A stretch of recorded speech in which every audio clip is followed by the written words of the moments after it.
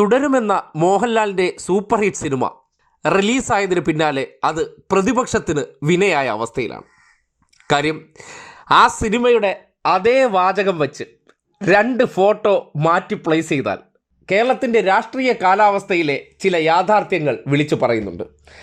LDF 3.0 loaded എന്നുള്ള ശക്തമായിട്ടുള്ള പ്രചരണം നിലനിൽക്കെയാണ് മോഹൻലാലിൻ്റെ സൂപ്പർ ഹിറ്റ് ചിത്രമായിട്ടുള്ള തുടരും രംഗത്തെത്തിയത്.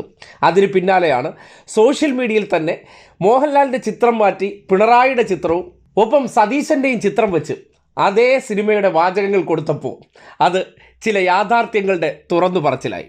കൃത്യമായിട്ടാണ് ഈ തെരഞ്ഞെടുപ്പ് കാലഘട്ടത്തിൽ ആ സിനിമയ്ക്ക് സംവിധായകൻ ദീർഘവീക്ഷണമുള്ളൊരു പേര് കൊടുത്തതായി തോന്നുകയാണ്.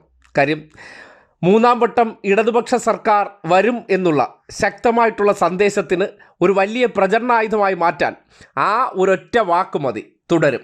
പക്ഷേ അതിനെ വളച്ചൊടിക്കാൻ വേണ്ടി പ്രതിപക്ഷത്തിന് അതിൻ്റെ മുകളിൽ കൂടുതൽ അലങ്കാരങ്ങൾ എഴുതി ചേർത്ത് അല്ലെങ്കിൽ കൂടുതൽ നുണകൾ എഴുതി ചേർത്ത് അതിനെ വളച്ചൊടിക്കാമെന്നതിനപ്പുറം സിനിമയുടെ വാചകവും തുടർഭരണവും ഏകദേശം ഒരേപോലെ പോകുന്നൊരു വാക്കിട്ടുകൊണ്ട് ഈ സർക്കാരിന് വലിയൊരു മാർക്കറ്റ് കൂടി നൽകുന്നതാണ് ആ പേരെന്ന് പറയാതിരിക്കാൻ നിവർത്തിയില്ല.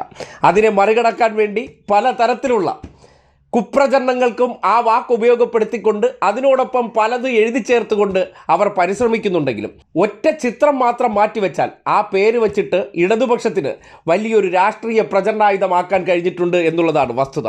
അതൊക്കെ കണ്ടിട്ട് ആകെ ഹാലിളകിയ അവസ്ഥയിലാണ് പ്രതിപക്ഷം. അതായത് മോങ്ങാനിരുന്ന നായയുടെ തലയിൽ തേങ്ങ വീണു എന്ന് പറഞ്ഞ അവസ്ഥയാണ്. അതായത് ഒന്നാമതിൽ LDF 3.0 എന്നുള്ള വലിയ ശക്തമായ പ്രചരണം, അതിനെ അതിജീവിക്കാൻ വേണ്ടിയുള്ള മോങ്ങലുകൾ തുടരുന്നതിനിടയിലാണ് സിനിമ എന്ന തേങ്ങയും കൂടി വന്ന് തലയിൽ വീണത്. അതോടുകൂടി ശുഭമായിട്ടുണ്ട്. ആ ഒരു പേരിപ്പോൾ വലിയ ട്രെൻഡായി മാറിയിട്ടുണ്ട്.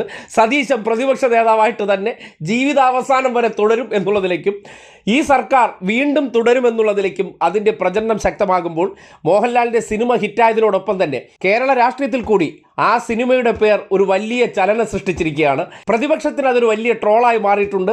ഭരണപക്ഷത്തെ സംബന്ധിക്കുന്നിടത്തോളം അവരുടെ പ്രചരണങ്ങൾക്ക് കൂടുതൽ ഉപകാരപ്പെടുന്ന രീതിയിലുള്ള ഒരു പേരായി ചിത്രത്തിൻ്റേത് മാറി എന്നുള്ളതാണ് യാഥാർത്ഥ്യം.